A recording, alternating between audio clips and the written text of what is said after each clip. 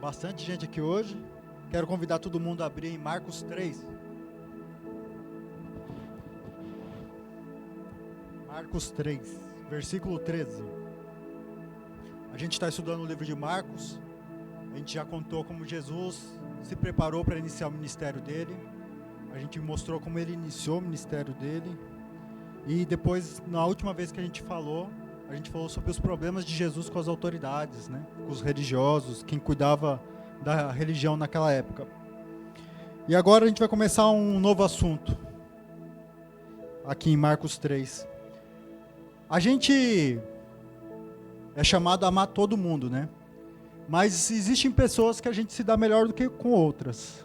Tem pessoas que a gente tem intimidade, a gente tem afinidade, e com essas pessoas a gente passa mais tempo, se relaciona mais. Geralmente a gente não fala dos nossos segredos, as coisas que a gente tem no coração para qualquer um. Geralmente a gente escolhe para quem a gente vai falar as nossas coisas, que a gente tem dentro do nosso coração. E a gente tem geralmente mais afinidade com as pessoas da família ou algum amigo muito próximo. E não é qualquer um que a gente se identifica muito bem. E também não foi diferente na vida de Jesus. Teve pessoas que ele se relacionou intimamente e tinha as pessoas que não resolveram não se relacionar com Jesus. E eu quero mostrar hoje, nessa história de Jesus, o grupo íntimo de Jesus e os de fora desse grupo. Como foi o relacionamento de Jesus com essas pessoas? E aqui no versículo 13 de Marcos 3, até o versículo 19, a gente vê Jesus chamando os 12 discípulos dele, os 12 apóstolos. Jesus teve centenas de seguidores, muitas pessoas seguiram a Jesus, mas desses muitos seguidores, Jesus escolheu 12 para ser os mais próximos dele, os mais íntimos dele. Quero ler o versículo 14 e 15, que diz assim: Então designou 12, os quais chamou de apóstolos, para estarem com ele e para os enviar a pregar e a exercer a autoridade de expulsar demônios. Esses 12 discípulos mais próximos de Jesus, ele os chamou de apóstolos e fala que fez deles 12. E esse número 12 tem um motivo, né?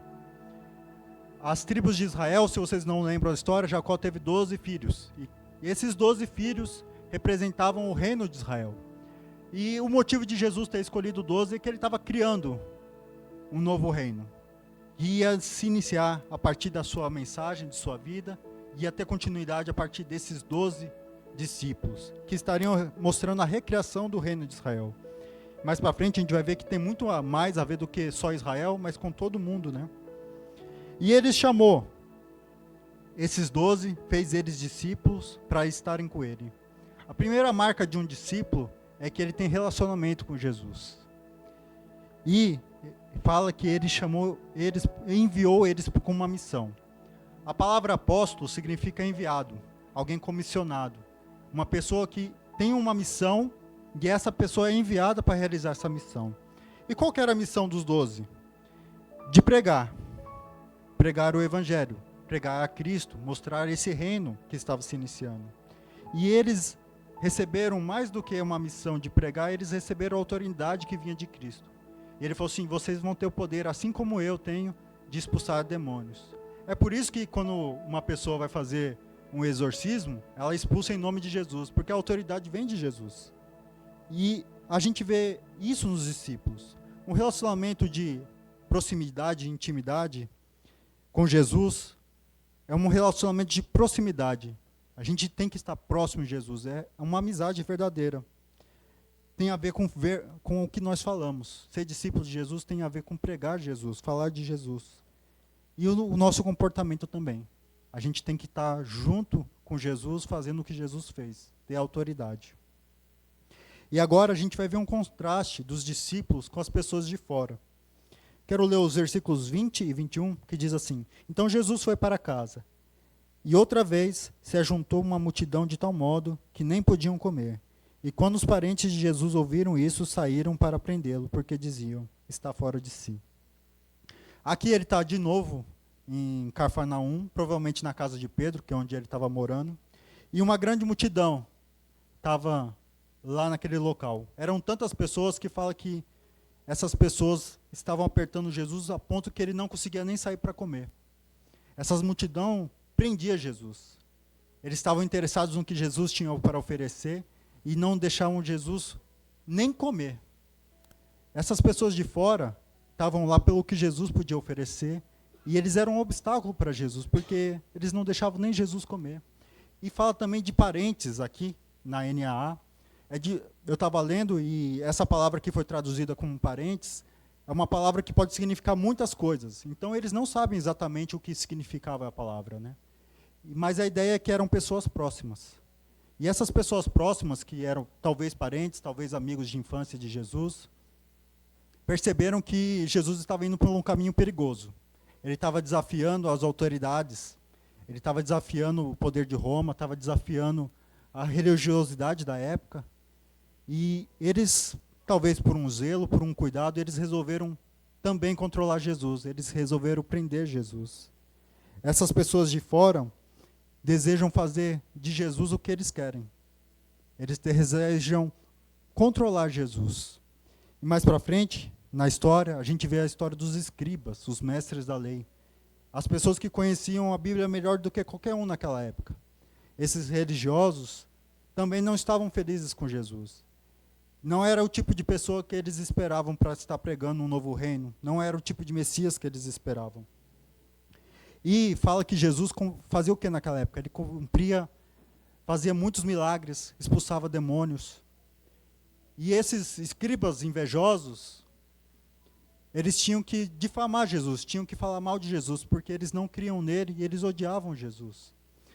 Se eles falassem que o que Jesus estava fazendo, os milagres e a expulsão de demônios, vinha da parte de Deus, eles estariam concordando com o ministério de Jesus.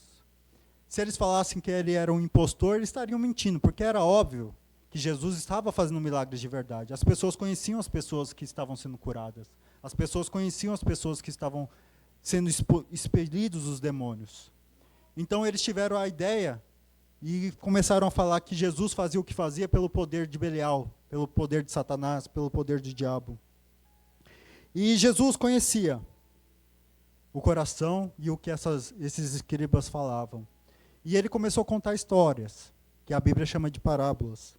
E ele falou a história de um reino dividido. E ele começou a explicar que o que esses escribas estavam falando não fazia sentido nenhum. Porque imagina o seguinte, se um reino começar a brigar entre si, começar uma guerra civil, ele logo vai ser destruído. Ele não vai conseguir continuar em pé. Ou mesmo numa casa, se tiver gente brigando dentro de uma casa, o clima fica como numa casa onde só tem briga? Fica péssimo. A casa fica dividida e não tem força nessa casa. Então ele fala assim, o que esses escribas estão falando não faz sentido. Se eu estivesse expulsando e fazendo milagres no poder de Satanás, eu estaria lutando contra mim mesmo. Não, o reino de Satanás não é esse. E ele conta a história do quê? Do homem valente. E qual que é a ideia? Quando você vai roubar a casa de alguém, se essa pessoa for uma pessoa forte, você não vai conseguir roubar essa casa. E ele fala assim, se você for roubar a casa, você tem que prender o homem valente, para que você pudesse roubar a casa. E esse é Jesus. O que ele está falando? Eu não vim dividir o reino de Satanás. Eu vim amarrar Satanás. Satanás é esse homem valente. Eu vim prender esse Satanás, para que as pessoas possam ser libertas. O que vocês estão falando não tem sentido nenhum. Enquanto as pessoas queriam prender e controlar Jesus, ele mostra que ele veio prender Satanás para que as pessoas pudessem ser libertas. Satanás tem como o bem precioso deles nossas vidas. Ele quer nos prender. E Jesus veio nos libertar do poder de Satanás. É interessante a gente lembrar da história do jovem paralítico, né, do homem paralítico, que antes de curar ele perdoa os pecados dele. E essa é a missão de Jesus, nos desamarrar, nos desprender do pecado e de Satanás. Ele veio libertar os cativos, ele veio libertar o povo que estava sofrendo na mão dos líderes opressores, veio libertar as pessoas para que elas tivessem vida com abundância. E eu quero falar agora, ler os versículos de 28 a 30, que ele fala sobre blasfêmia contra o Espírito Santo. E diz assim, em verdade lhes digo que tudo será perdoado aos filhos dos homens. os pecados e as blasfêmias que proferirem. Mas aquele que blasfemar contra o Espírito Santo nunca terá perdão, visto que é réu de pecado eterno. E Jesus disse isto porque diziam estar possuído de um espírito imundo. Aqui fala do pecado sem perdão, e ele fala assim, o que esses escribas estão fazendo é tão nojento que isso não vai ter perdão. O que é isso?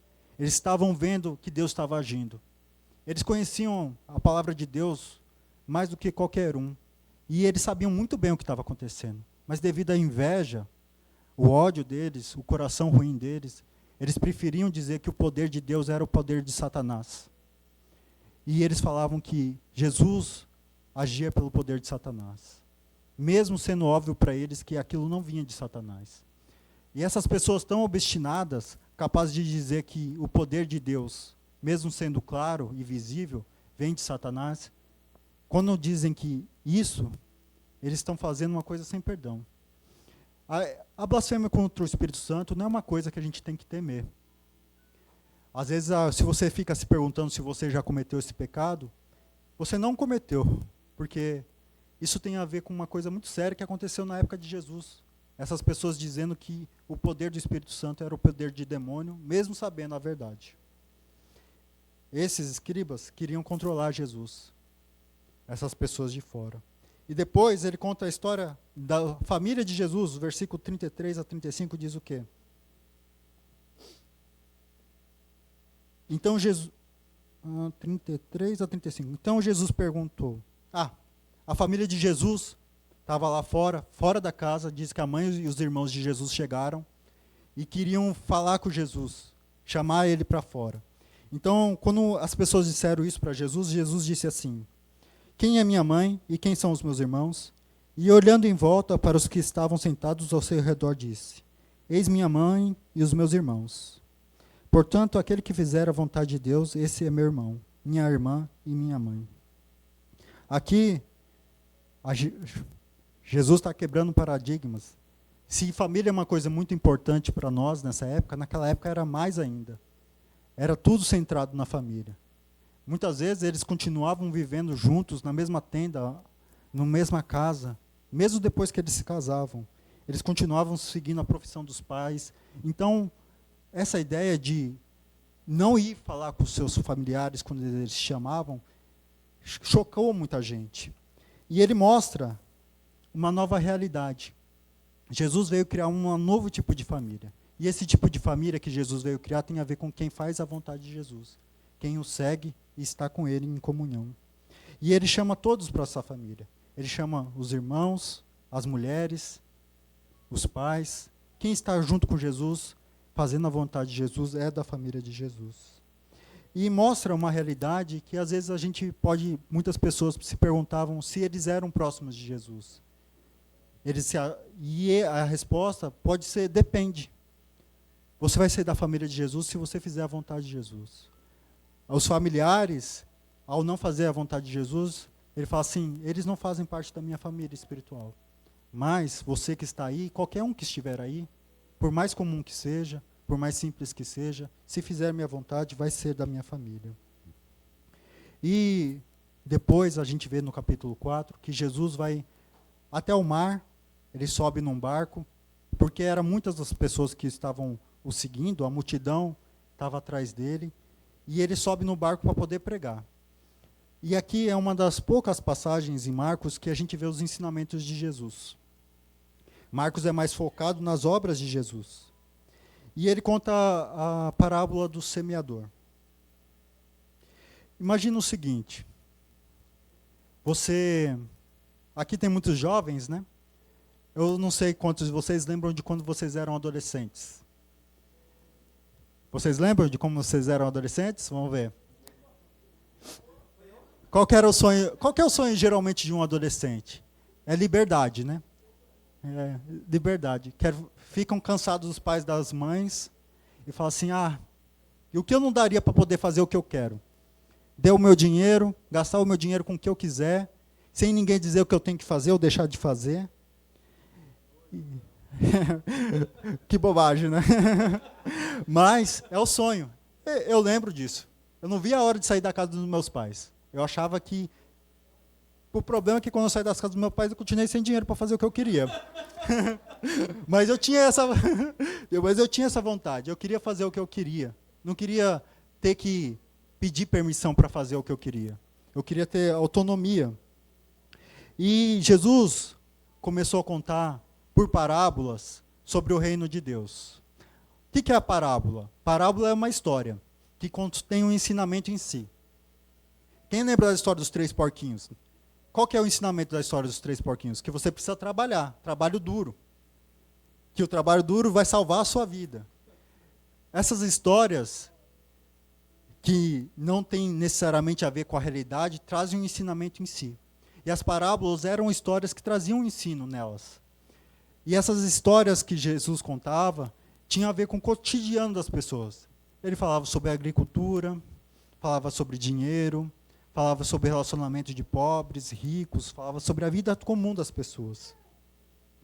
E tinha um motivo para ele falar por meio de parábolas. Quero ler os versículos 9 e 12 do capítulo 4. Depois a gente vai ler os versículos 33 e 34. 9 e 12, diz assim. E Jesus acrescentou, quem tem ouvidos para ouvir, ouça. Quando Jesus ficou só, os que estavam junto dele, com os 12, começaram a lhe fazer perguntas a respeito das parábolas. Jesus disse a eles, a vocês é dado conhecer o mistério do reino de Deus, mas aos de fora tudo se ensina por meio de parábolas, para que vendo, vejam e não percebam, e ouvindo, ouçam e não entendam, para que não venham a converter-se e sejam perdoados. Versículos 33 e 34 do capítulo 4. E com muitas parábolas semelhantes, Jesus lhes expunha a palavra, conforme podiam compreendê-la. E sem parábolas não lhes falava, tudo, porém, explicava em particular aos seus próprios discípulos. Jesus, por meio das palavras, estava falando sobre o reino de Deus. Só que essa mensagem de Jesus era uma mensagem perigosa. Lembra que eu contei da história do sonho de adolescente? O povo de Israel também tinha um sonho, que tinha a ver com liberdade também. Esse povo era servo de outros povos há muito tempo, há centenas de anos. A gente vê a história de Israel sendo dominado primeiro pelos babilônios, depois esses judeus foram dominados pelos medos, persas, depois eles foram dominados pelos gregos, tiveram um pequeno tempo de liberdade e agora eles estão sendo dominados pelos romanos. Eles tinham um sonho de liberdade. Eles desejavam ser autônomos e dizer o que eles deviam fazer com a própria vida deles. Eles estavam cansados de pessoas dizendo o que eles têm que fazer. Eles estavam cansados de pessoas dizendo como eles têm que gastar o dinheiro deles, como eles deveriam viver. Eles eram como esses adolescentes, sonhando com a liberdade. Só que a mensagem do reino de Jesus era perigosa, porque se esses judeus entendessem o que Jesus estava falando, eles iriam ficar furiosos com Jesus. Porque não era essa mensagem que eles queriam ouvir. Eles não queriam ouvir sobre perdão. Eles queriam ouvir sobre destruição. Eles não queriam ouvir sobre amor. Eles queriam que o reino de Israel se tornasse poderoso e destruísse os romanos. Isso que eles queriam ouvir. Então Jesus tinha de contar com parábolas, porque justamente para que eles não entendessem. Porque se eles entendessem, o ministério de Jesus já teria sido iniciado naquele momento. Ele também tinha que contar parábolas por causa dos romanos, dos herodianos. Essa ideia de um reino não é legal, né? Se os romanos ouvissem sobre esse papo de alguém falando de um novo reino, eles também iam ficar furiosos. E Jesus estava num dilema. Ele não podia revelar a todos o que ele planejava. Então ele contava em parábolas para que os próximos dele começassem a entender sobre esse reino, mas que os de fora não entendessem. E para entender a mensagem do reino, a gente tem que ser íntimo de Jesus. A gente tem que ter comunhão com ele. Os de fora não podem entender essa mensagem. Só os que são de dentro. Para entender a mensagem do reino, é necessário crer e confiar em Jesus. Esse é o primeiro passo. E nas parábolas, ele traz muita atenção ao que as pessoas estão ouvindo. Ele fala assim, os que têm ouvido para ouvir, ouçam. Os que são de fora, a mensagem entra num ouvido e sai pelo outro. E diz que essa mensagem os condenaria. Eles já estavam com o coração endurecido, eles não queriam ouvir a mensagem. E seriam confirmados em sua descrença. Por isso que Jesus contava em parábolas essas histórias. E a gente tem que entender que quem pertence ao reino de Jesus, desse reino de Deus, o que essa pessoa mais deseja é ter comunhão com Jesus e fazer a sua vontade, antes de qualquer coisa. E quais são as 4 parábolas que Jesus conta sobre o reino de Deus? A primeira é a palavra do semeador. O semeador é o próprio Jesus e fala que esse semeador começa a jogar sementes no caminho. E essas sementes caem em solos diferentes. Fala que a primeira semente cai à beira do caminho e os pássaros vêm e comem essa semente. Esses pássaros, segundo Jesus, é o próprio Satanás, que pega e come essa semente. Essas pessoas que Jesus se refere são pessoas que ouvem a palavra que Jesus está contando, mas não pegam essa palavra para si. Elas desejam fazer o seu próprio caminho. A gente pode lembrar a história de Pedro mais para frente, que Pedro não queria que Jesus fizesse o caminho dele. Depois de Pedro falar que Jesus era o Cristo, era o Filho de Deus, e Jesus começa a falar que ele iria morrer, e Pedro começa a repreender Jesus, falando assim, não, você não vai morrer, de jeito nenhum. E aí Jesus vira para Pedro e fala assim, afasta-se de mim, Satanás. Quando a gente quer fazer a nossa vontade, o nosso caminho, a gente não está pegando as palavras de Jesus. A gente está pegando as palavras de Satanás, como Pedro fez. A segunda semente cai num terreno rochoso. Tinha terra, mas embaixo dessa terra tinha rocha, tinham pedras. Isso tem a ver com o quê? Com pessoas que, vindo a dificuldade, as tribulações, os problemas, desistem de seguir a mensagem de Jesus. Depois que Judas traiu Jesus, o que os discípulos fizeram? Todos fugiram, todos abandonaram Jesus. São pessoas que ouviram Jesus, entenderam a sua mensagem, mas quando vem a dificuldade, eles abandonam o reino de Deus. E depois fala da semente que cai junto com os espinhos. Elas começam a crescer, mas os espinhos sufocam essa planta que está crescendo, de forma que elas morrem. São pessoas que amam mais o mundo do que o reino de Deus. São pessoas que amam mais o mundo do que Jesus. A gente pode lembrar da história do jovem rico que queria seguir a Jesus, mas quando Jesus fala assim, vende toda a sua riqueza, todos os seus bens e me siga. O jovem rico faz o quê? Ele desiste, porque ele ama mais o dinheiro do que Jesus. O reino de Deus exige comprometimento total. E por fim, tem a semente cai no solo bom. E esse solo bom produz. E começa a produzir frutos. Quando nós não ouvimos a palavra de Deus, quando nós não ouvimos Jesus, nós não produzimos frutos. Mas quando a gente ouve o que Jesus tem a dizer, quando a gente aceita que a gente pertence a esse reino de Deus, mesmo que o início seja difícil, a gente tem a certeza que vai produzir frutos. Jesus, por meio do poder de Deus, veio plantar essas sementes em nós. E graças ao poder de Deus e o cuidado de Deus, esse reino irá florescer e produzir frutos. E espero que nós estejamos dentro desse reino produzindo frutos. A segunda parábola é a parábola da lamparina, da lâmpada. E o que ele fala? Ele fala assim, não faz sentido você pegar uma lâmpada e colocar embaixo de uma cama ou colocar dentro de um pote. A lâmpada serve para iluminar, não para ficar escondida. E a lâmpada é Jesus. E quando nós ouvimos a mensagem de Jesus, a nossa vida se ilumina. Quando nós não ouvimos a mensagem de Jesus, a nossa vida fica escura. E é necessário ouvir a mensagem de Jesus, para que nós possamos enxergar esse reino. A terceira parábola é do homem que lança a semente na terra. E fala que esse homem lançou a semente na terra e ele dormia, acordava, e quando ele ia lá fora, a planta tinha nascido. Depois ele dormia, acordava, e a planta ia lá fora, a planta estava um pouquinho maior, até o momento que essa planta começou a dar frutos, e esse homem vai lá e colhe a planta. E isso tem a ver com, às vezes, a gente se desanimar. A gente acha que o que está sendo feito não tem valor nenhum, mas as coisas não funcionam na nossa força, as coisas não funcionam do nosso jeito. E o reino de Deus vai produzir frutos. E a gente tem que ter fé. Assim como o fazendeiro, esse agricultor, teve fé, que que essa planta ia crescer, a gente também deve ter fé. O reino de Deus produzirá frutos.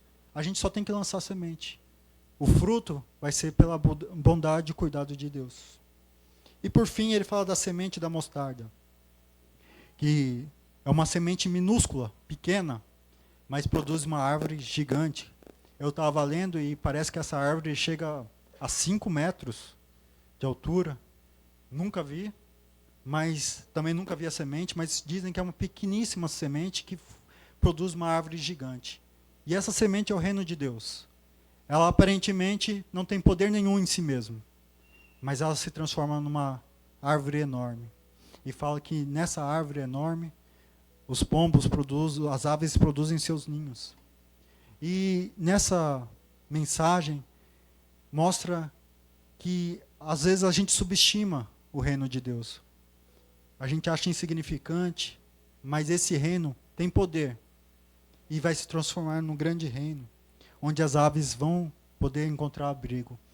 Na história dos judeus, eles muitas vezes comparavam os gentios, essas pessoas que não eram judeus, como aves. E aqui a gente já vê um indício de Jesus mostrando uma coisa que eles não queriam. Eles queriam um reino só de judeus. E aí Jesus fala assim, não, no meu reino, as pessoas de fora também vão ter lugar. Não vai ser um lugar só para judeus. A graça de Deus, a bondade de Deus encontra todas as pessoas. E o que nós podemos aprender com essas mensagens? A gente tem que aprender que nós não devemos ser como os de fora. O que as pessoas de fora querem? Eles querem controlar Jesus, querem amarrar Jesus, querem dizer o que Jesus tem que fazer ou deixar de fazer. Eles estão atrás de Jesus pelo que eles podem obter. Eles querem milagres, eles querem comida. Eles querem destruir os seus inimigos. Eles são um obstáculo para Jesus. Eles não permitiam nem que Jesus comesse. Esses são os de fora. Mas não, a gente tem que ser o grupo íntimo de Jesus. Deve ser aqueles que seguem Jesus. Devemos ser os seus discípulos. E devemos fazer uma autoavaliação sempre. E o que é essa autoavaliação? A gente tem que se perguntar, a gente está dentro da casa com Jesus ou a gente é o pessoal que está do lado de fora? Em que lado a gente está? Quando a gente é discípulo, a gente tem que lembrar que isso não tem a ver com o que nós fazemos. Fala que Jesus fez os discípulos, isso tem a ver com o que Jesus faz em nós. Quando a gente se rende aos pés de Jesus, nós somos transformados. Quando nós nos relacionamos com Jesus, nosso coração muda. E Deus vai fazer conosco o que Ele quer que nós façamos. Uma outra coisa que a gente pode ver, que pertencer ao grupo íntimo de Jesus é uma coisa dinâmica. Pessoas de fora podem entrar dentro da casa, mas pessoas de dentro da casa podem sair. Judas era um discípulo de Jesus, mas ele preferiu estar lá fora. Ele preferiu trair Jesus. E qual que é o segredo para a gente estar dentro da casa com Jesus? É ouvir. É ouvir o que Jesus tem para nos dizer com fé. Ouvir o que Jesus tem a nos dizer e confiar na sua palavra e seguir ela. Às vezes a gente acha que essa vida que a gente tem, essa vida desse reino não vale a pena. Mas é igual a parábola da sementinha que cresce, independente da nossa força. Nós devemos ter fé que a gente está no caminho certo. E que Deus vai dar crescimento para esse reino. A gente tem que entender que o mais importante na nossa vida é ter comunhão com Jesus e fazer a sua vontade, antes de qualquer coisa. Só com essa vontade, só em comunhão com Jesus, é possível compreender a linguagem sobre Deus. Quando nós ouvimos a mensagem de Jesus, a gente está recebendo um convite para pertencer ao reino de Deus. É necessário ouvir. que Jesus pediu para você fazer? Qual que é a semente que Jesus pediu para você plantar? Você fez o que com essa semente? Você deixou Satanás tirar da sua vida? Ou você está plantando essa semente? O que você tem feito com a semente? O que Jesus fez para você? Qual é o dom que Deus te deu? Qual que é o presente que Deus te deu? Você vai deixar Satanás tirar das suas mãos? Ou você vai plantar essa semente? Você vai deixar as dificuldades da vida te lançarem para longe de Jesus? Ou vai perseverar com Jesus? O que você vai fazer com a sua semente? Você vai deixar que o amor ao dinheiro, o amor aos prazeres desse mundo, tirem essa semente da sua mão, ou você vai plantar essa semente? Nós temos que produzir frutos. Se você não está produzindo frutos, você não está pertencendo ao reino de Jesus. O reino de Deus exige que nós produzimos frutos. E o que é esse fruto? É o que Jesus pediu para você fazer. Você tem que analisar a sua vida e falar assim, é isso que Jesus pediu para mim fazer. O que eu tenho feito com o que Jesus pediu para mim fazer? Que nós possamos produzir frutos. Amém? Senhor Jesus, obrigado